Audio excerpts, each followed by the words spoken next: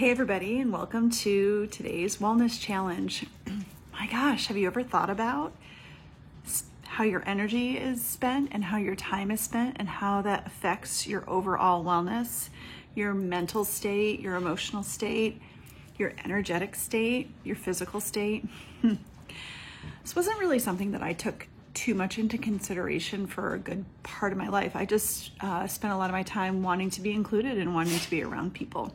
And a lot of times I would forego my own mental health and my emotional stability for others.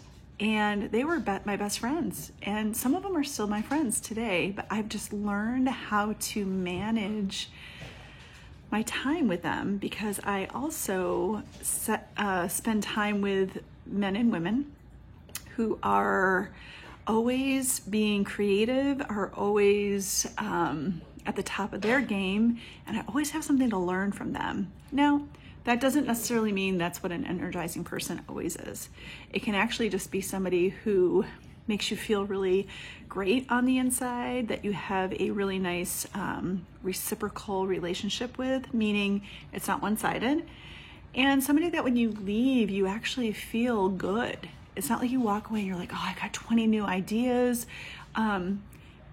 Just somebody who's gonna elevate you from a love perspective, from a maybe challenge your mind. Some of my favorite people in my life actually just really challenge me to think outside the box, do more, become more.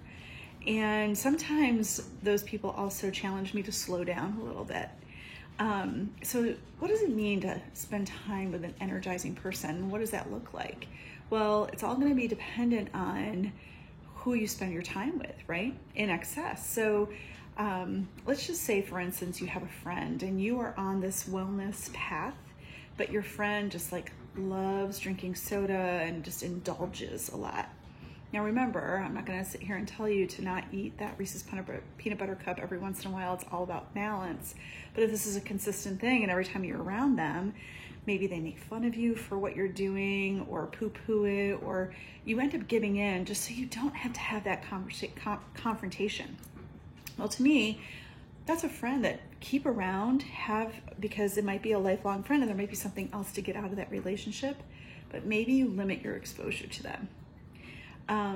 I had a friend, she was extremely smart and she was beautiful and had a lot of really good energy, and people adored her and really looked up to her, as did I, and I got a lot of my relationship with her. But what I found was I always felt like I was holding myself back and I couldn't really express myself and be fully me around her. What I realized was every once in a while she would just like slightly make fun of me, right, in a joking way, or dismiss the things that I had to say, or get very defensive and argumentative if I thought something different about what we were talking about. Now, this friend is still my friend, and I now just have to not spend as much time with her, not be around her in her presence so much. And when I go to be with her, I have to understand that I have to have full energy myself and be ready for what might come. So your challenge is to actually look at the people that you spend your time with and do a little bit of an evaluation, because here's the truth. If you're feeling this way, they're probably also feeling something as well. Energy is energy and we all experience it. But on the other hand, what you can also do is figure out how to modify your relationships a little bit to make them really super juicy and good. So like if I go hang out with my friend who loves to eat snacks all the time, I'm gonna be like, you know what? This is gonna be my time with her. And I'm gonna see how I'm gonna bring different energy to the table instead of being like, oh, I'm gonna bring my own snacks. Well, and maybe when she comes over and sees me, she eats the snacks that I put out too, right? It's all about give and take. The last part about evaluating the people that you're spending time with and thinking about energizing people is we should always be surrounding ourselves with people who, you know, you're here, they're here. Not to chase, but to be inspired for growth. All right? So do some homework, gather some information, pay attention to the people that you spend time with.